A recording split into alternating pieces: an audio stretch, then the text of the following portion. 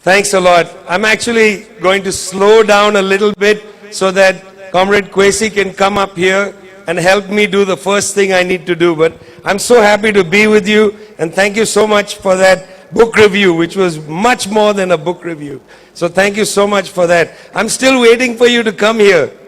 I'm trying to bring you here. You see, this is one book that the SMG is launching today, a terrific compendium, as you just pointed out, indispensable. But I want to present to Comrade Kwesi Pratt the cover of another book which will come out in the next couple of months. It'll come out from both Inkani books in South Africa and the Militant books in Ghana. It's a book we've worked on for a very long time. I'm very proud to say Kwesi has written the foreword to it, and even more happy to say that Professor Francis Nkrumah has written the preface to the book. It's an extraordinary piece of work. I'm very proud. And the book, my friends, the book is a collection. It's a collection of the thoughts, of the writing, the deep intellectual political production of our comrade Kwame Nkrumah. So I present to you, Kwesi, the cover of the revolutionary thoughts of Kwame Nkrumah, which will come out next month. So happy to be here, honestly. I'll come later to talk about what Ghana means, what Nkrumah means to somebody like me personally. I'll come back to that. But I want to start somewhere else. I know this is a difficult time in the world. I know, because of the atrocity being committed by the apartheid Israeli government against the Palestinian people, not only in Gaza, but in the West Bank, in East Jerusalem, inside 1948 Israel, in the diaspora, the continued dehumanization, not only by the apartheid government of Israel, but its greatest ally, its greatest friend, the United States of America. Hand in glove, not a neutral broker. I know that we are there. I know that's the context. I know, comrade, the great ambassador from Cuba, I know the context is the constant attempt by the United States to suffocate the Cuban Revolution. That's the context. I know that. I know that this is the context. Still, there's a new mood in the South. There's a new mood in the global South. And we should not disregard that. We should not only look at the bad side of history, but let's start with the good side of history, with the new mood. What is this new mood in the South? Let's take the case 2 years ago. Russian troops entered Ukraine. In Munich, Germany, there was a conference, a Munich Security Conference. I'm sorry to say it like this, but there was a German man, a white man, sitting as the moderator of the panel. There was the Vice President of Colombia, an Afro-Colombian woman, Francia Marquez, an incredible person in her own right. And then the Prime Minister of Namibia, Sarah, an incredible person. Now, this German man turns to Sarah. Sorry, you're Sarah for the moment. He turns to Sarah. Why not, actually? I would like to play her. Turns to Sarah and he says to Sarah, why hasn't Namibia condemned Russia? And he says it in a condescending, arrogant way in which they often talk. They often talk arrogantly. Why haven't you done this? He says to her. She is the Prime Minister of Namibia. He is merely the moderator of a panel. Have some respect. Have some respect for her. None. Why haven't you condemned Russia? Calm, Prime Minister of Namibia says to him, listen, we make our own decisions in Namibia. By the way, that's part of the new mood. I'm coming back to that. We make our own decisions in Namibia. Now this would be news to people in Namibia 20 years ago. When the IMF used to come to Namibia, IMF made the decisions for Namibia. But now, the new mood, Sarah says, we make our decisions for Namibia. And then she says, I want to remind you. She says, when we were fighting apartheid South Africa, she says, when we were fighting apartheid South Africa, when the Cubans were there fighting in Kutokoniwale, in Angola, against the apartheid South African forces, she said, you were on the side of the apartheid South Africans and the Soviet Union backed us. The Soviet Union backed us. We remember that, she said. We make our own decisions for us. We know who our friends are. We know who our enemies are. That, my friend, is the new mood. And that's not the only example of the new mood. It was South Africa that took Israel to the International Court of Justice. It wasn't the United States. It wasn't the United Kingdom. It wasn't France.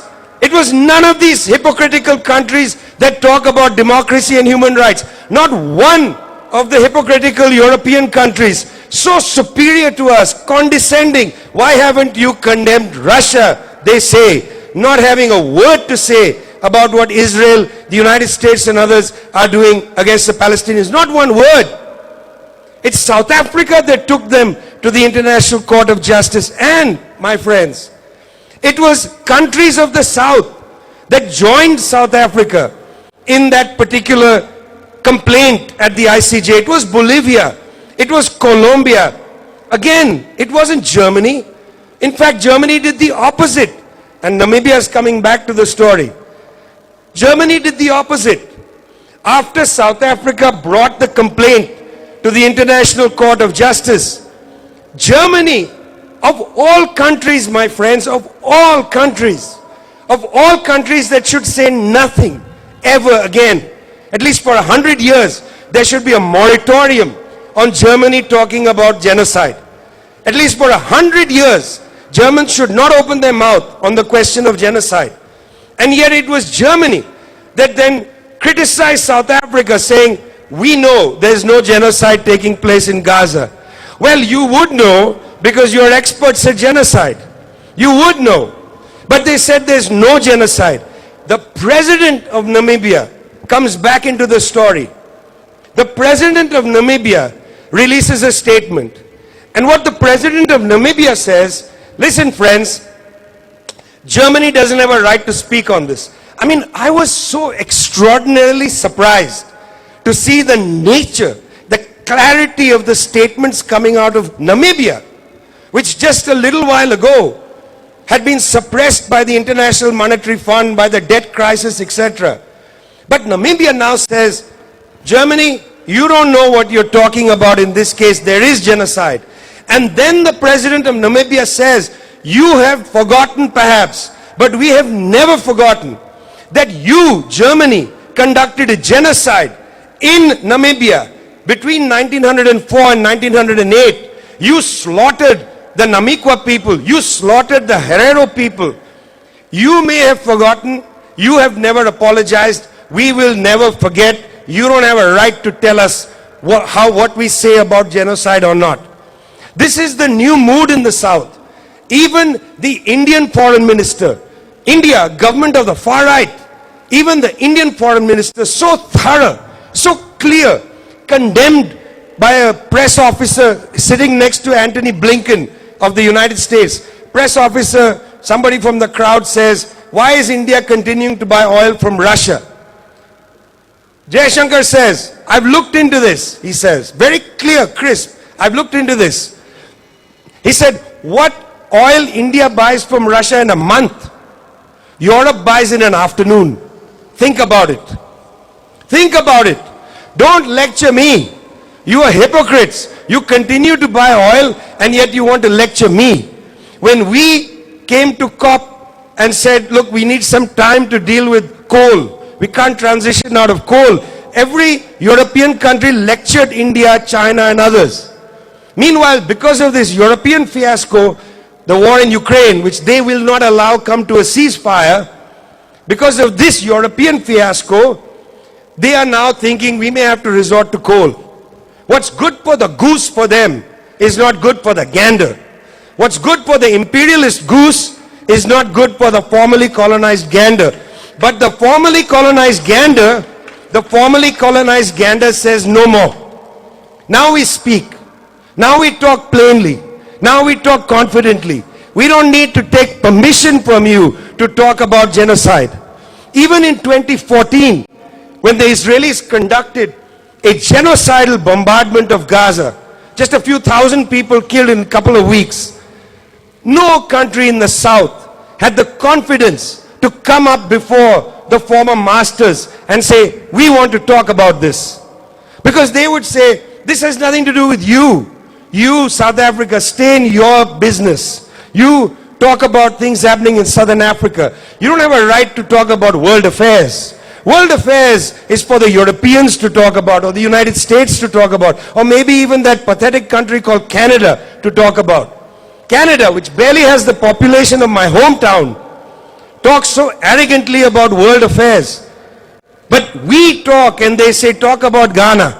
You can only talk about the Democratic Republic of the Congo. You can only talk about Algeria. You can't have an opinion about the world. That's for them to talk about. That's their attitude. But there's a new mood.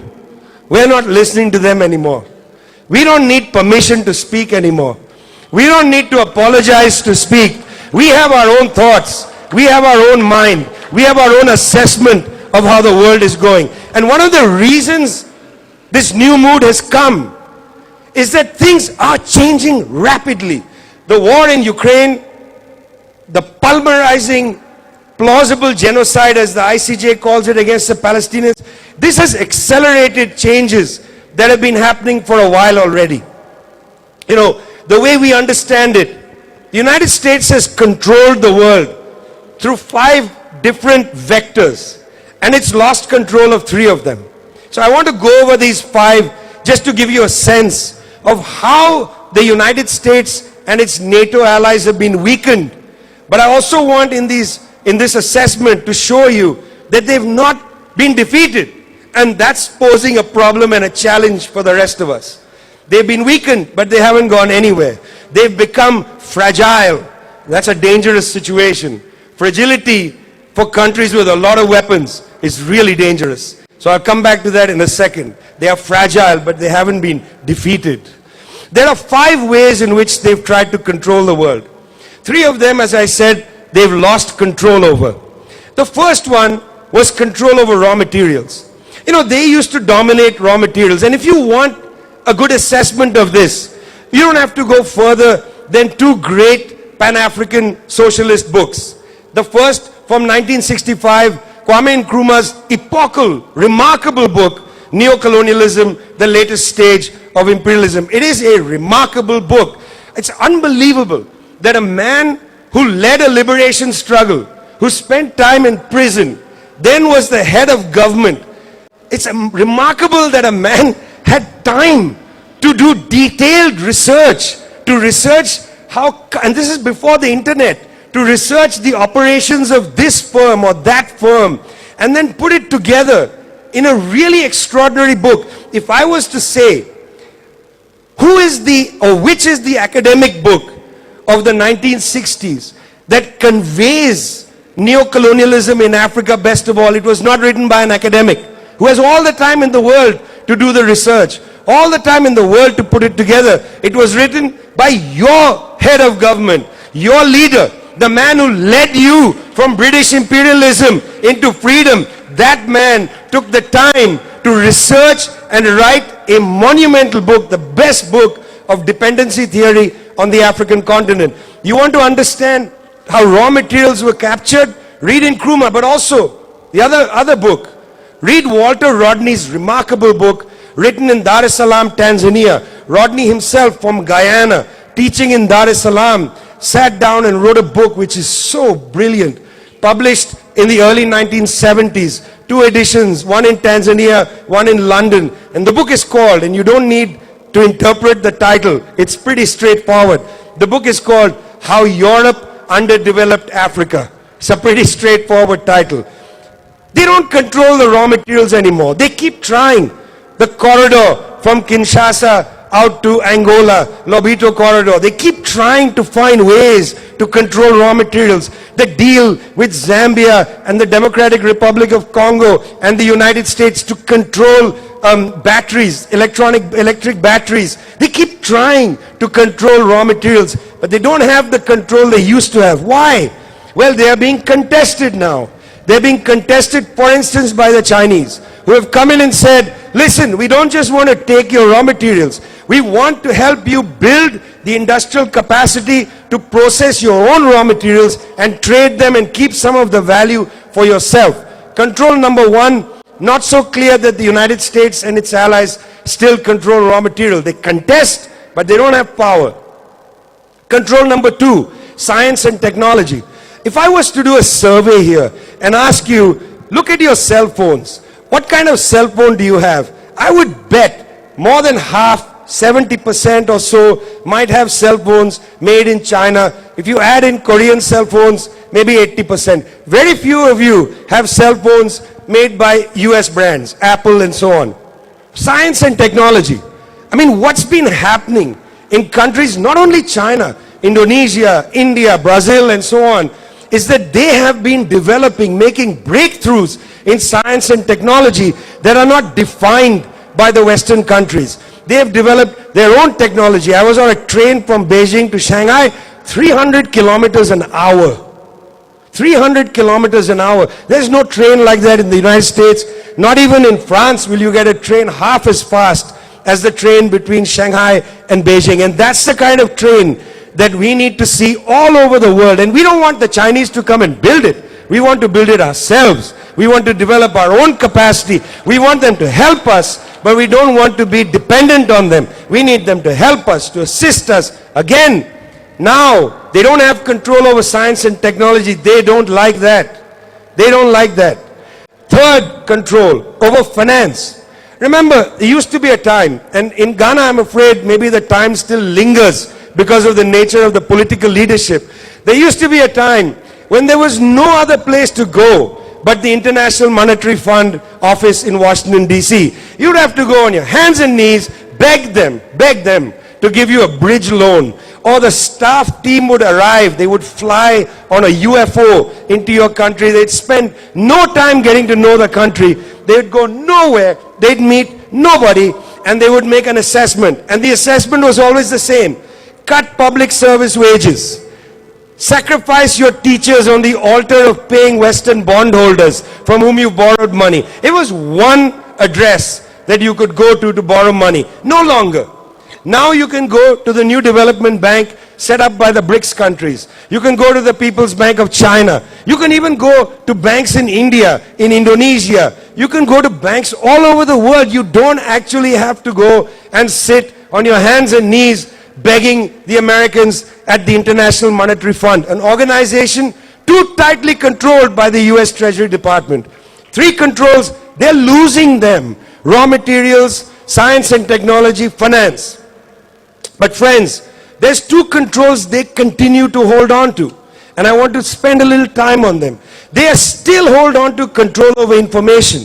Despite the fact, and I know all of you watch Pan-African TV. That's what you watch. You wake up in the morning, it's PATV. You're in the afternoon, you watch PATV. But you got to make sure that millions of people are watching PATV. I don't know why some of you spend your time dismaying yourself putting CNN on. Why do you do that to yourselves? Why are you doing that to yourself? But it's not just you. If you understand how information works, and I've been a journalist long enough to know this is painful. What happens is, even our journalists in our countries get news from CNN and rewrite it for our papers or our TV channels. They derive news from them. So for now, they control the information channels. There is no real democratization. I know, you get CGTN, you get RT and others. But let me say, even some of these channels draw stories from CNN. Because CNN has one of the largest, CNN and BBC, the worst, BBC, the worst, colluded in so many coups, including the coup against our leader Kwame Nkrumah. BBC, the worst.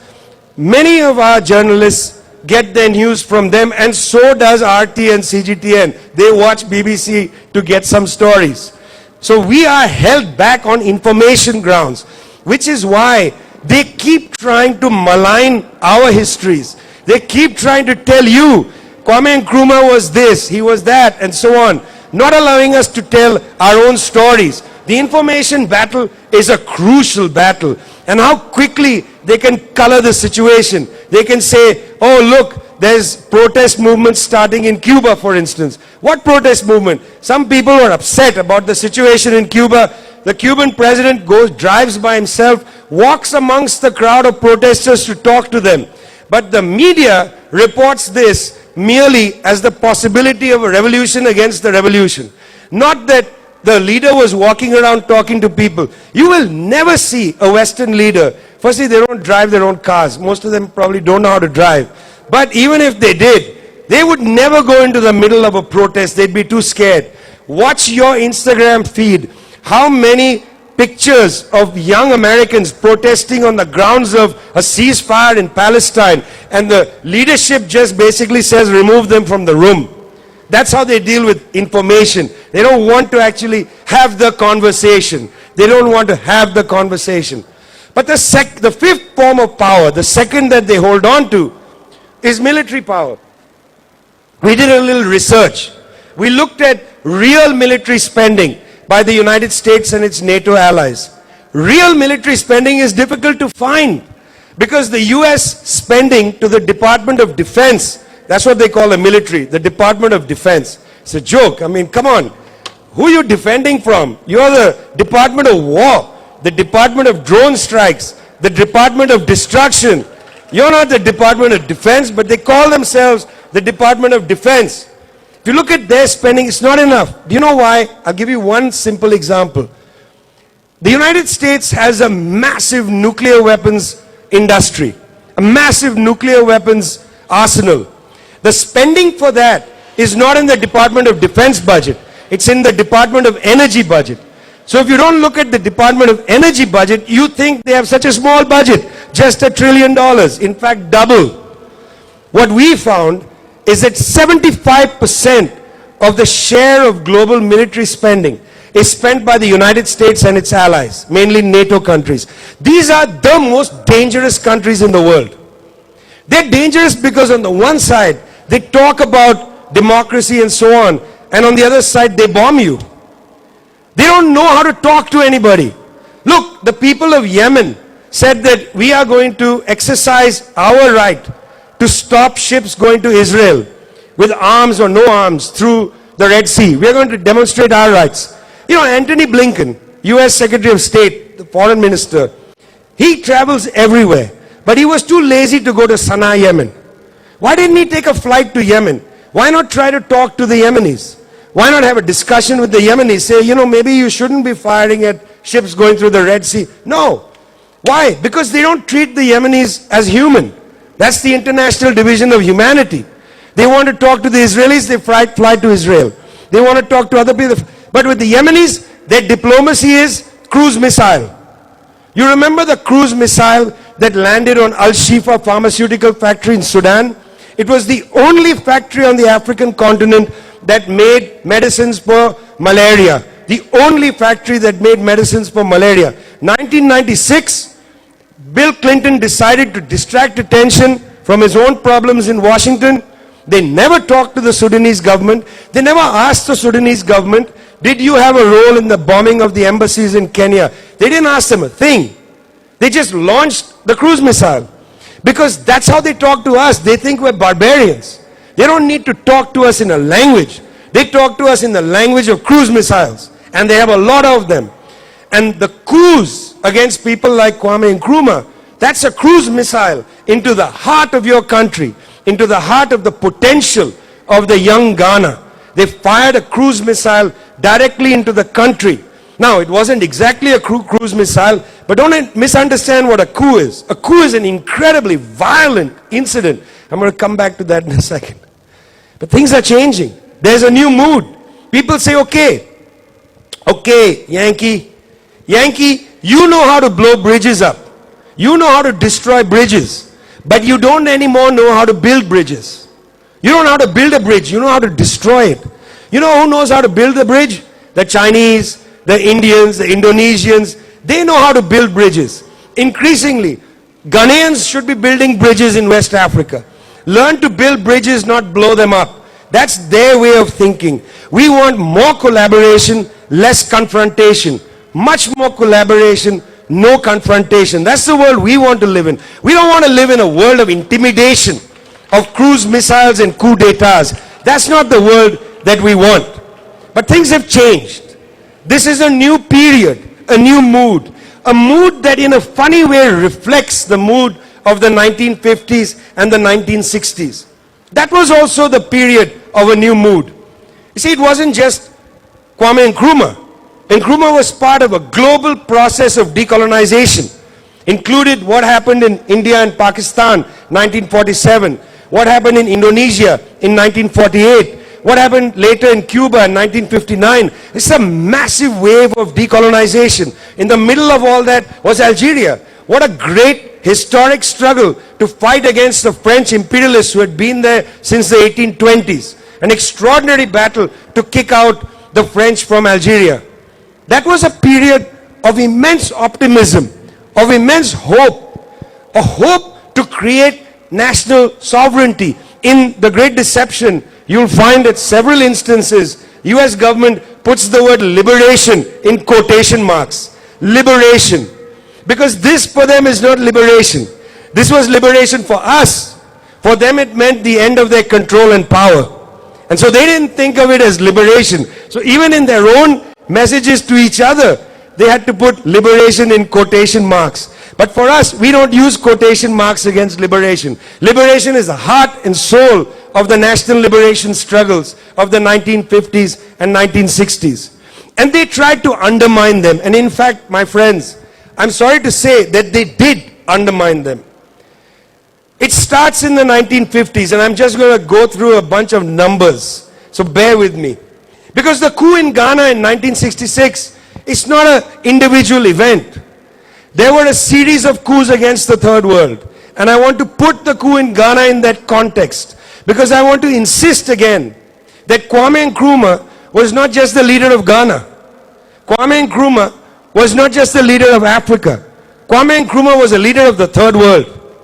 Kwame Nkrumah was a leader of the third world. Kwame Nkrumah was one of the 5 heads of government that had helped set up the non-aligned movement, with Tito of Yugoslavia and Nasser of Egypt, of Sukarno of Indonesia, of Nehru of India. 5 leaders set up the non-aligned movement. It's often forgotten that Kwame Nkrumah was an architect of that important institution of the Third World Project.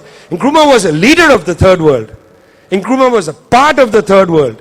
He may have written mainly about Pan-Africanism or African unity, but African unity, Pan-Africanism, that is a subspecies or a part of a broader Third World project of that era. And he was very much a part of it. He took African countries deeper into the Third World project. That was his vision. So the coup against Nkrumah was a coup against the Third World in the same way, and here's the list. 1953, the coup against Mohammad Mossadegh of Iran. What was he trying to do?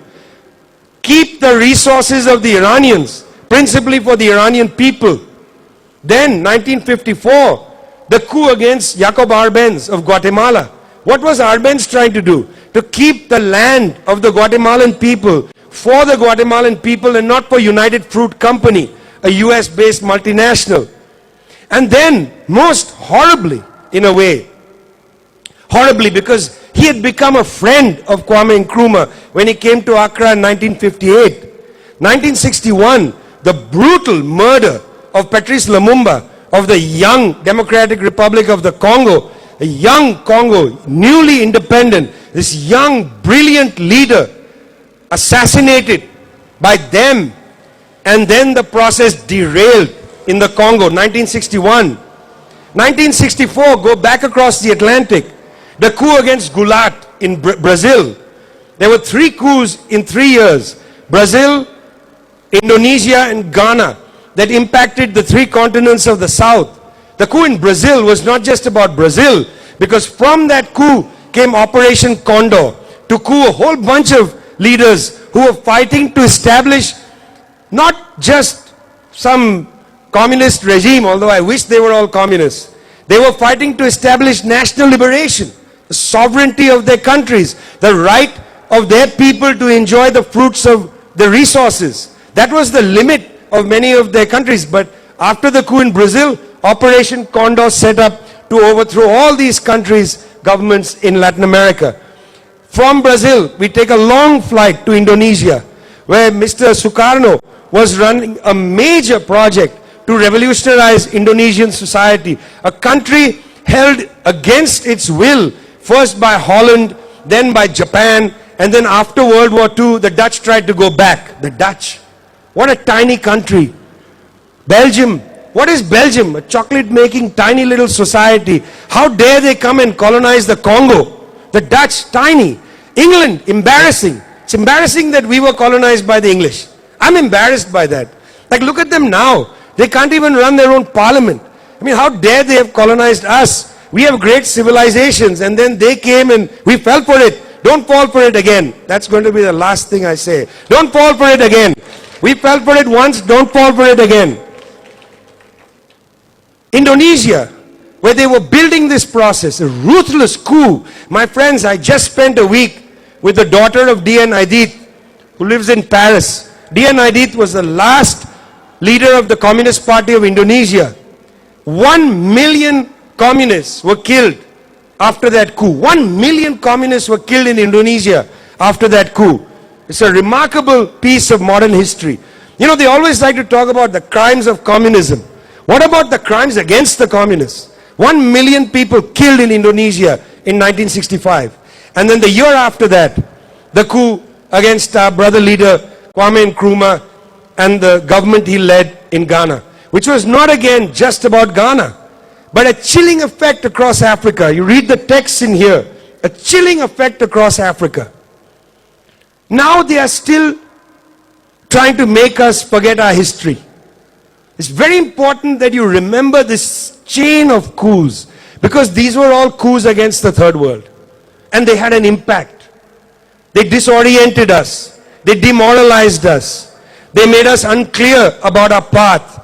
They also lied to us about what was happening to the governments that were couped. They lied and said that they were actually authoritarian, or they were not interested in the people's welfare. They lied about that. And for several generations, people believed in the lies. But no more. Because there's a new mood. There's a new mood, not only because we've learned something in history, because the world is changing. Because we don't need to supplicate ourselves before the West any longer. We don't need to supplicate. There are other sources of power for us in the world. But this poses a challenge for us. You see, I know on the African continent there's a debate. How should we understand China? It's a debate. You know, how should we understand Russia? It's a debate. Let me ask you, the issue isn't what is China doing in Africa. The issue is, what are the Ghanaians doing with the Chinese? What is the Ghanaian project? What are you willing to sit across the table with the Chinese and say, we don't want that, we want this? We need to have our own projects.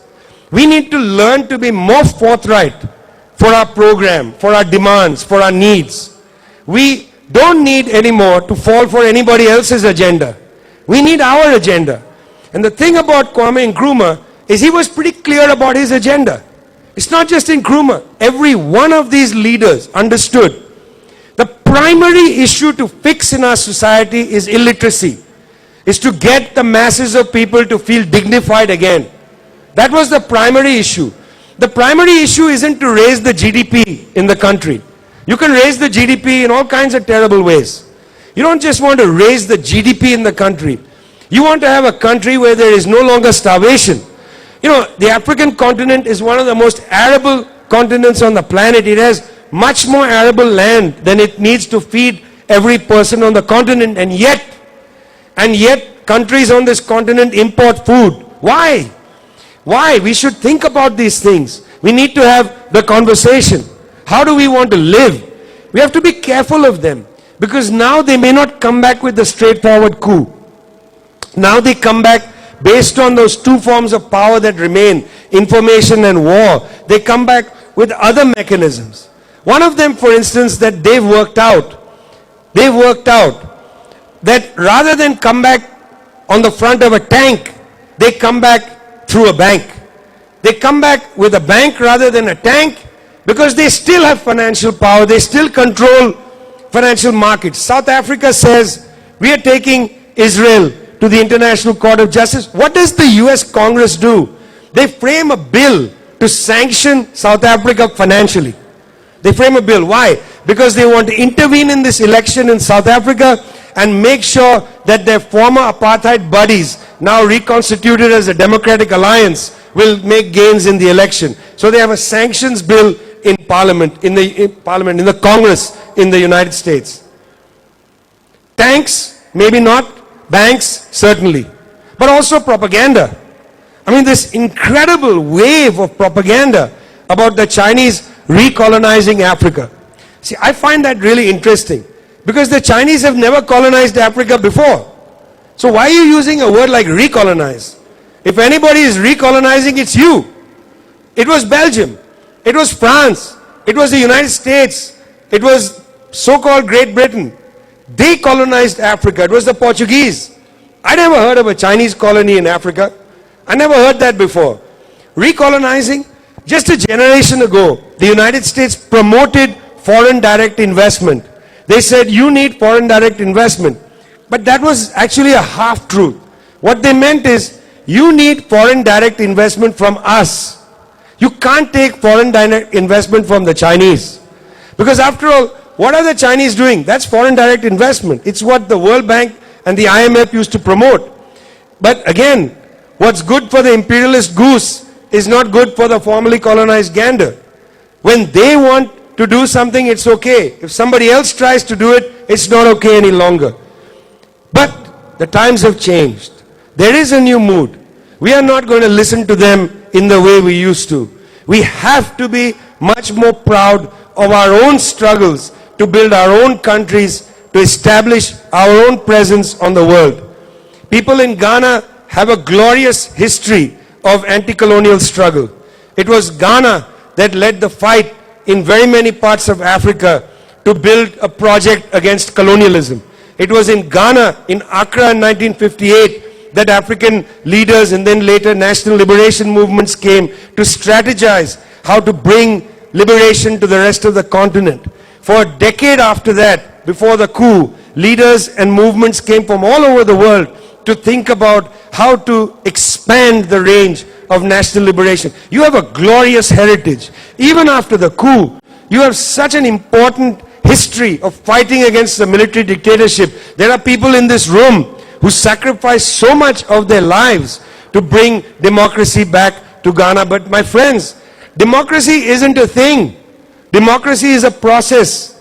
You don't actually have democracy just because you have elections. Democracy is not the same as elections. Democracy is an attitude. The public has to feel democratized. You can't be democratized on an empty stomach. You can't be democratized without schools. You can't be democratized if you can't access a hospital. You can't be democratized if you don't have a house. You've got to have all these things as part of the process of democracy. This is Ghana. This is a country which has come a long way. This is a country which has a long way to go yet.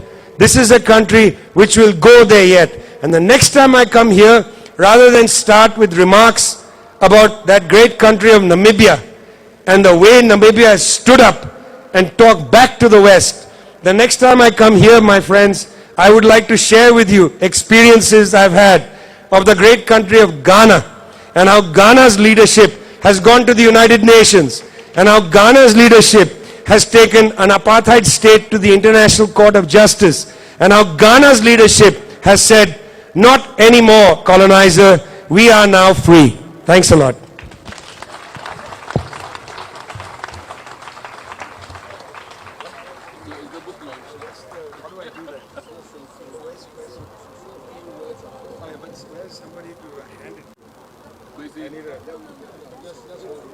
Oh really? But I want somebody to hand it to.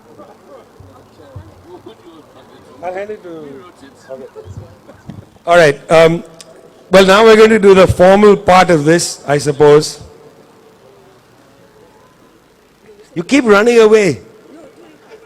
Huh? Do it with him. Okay. Well, do it to both of you.